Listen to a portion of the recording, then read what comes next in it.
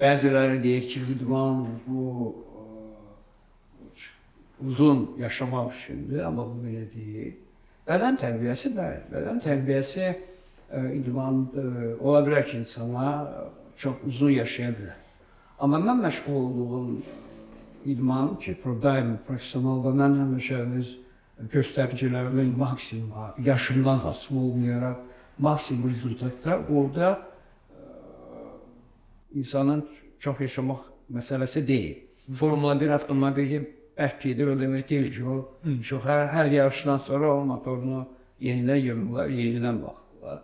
Mənim bədənimdə 6-7 qırğım var, 3 güllə yarası var, belə də kontuziyam var müharibələrində. Bunlar hamısı mənim illərlə keçdiyim həm bir peşəkar, yəni bir hüquq zorluqların kimi, həm də idmanla məşğul olunur.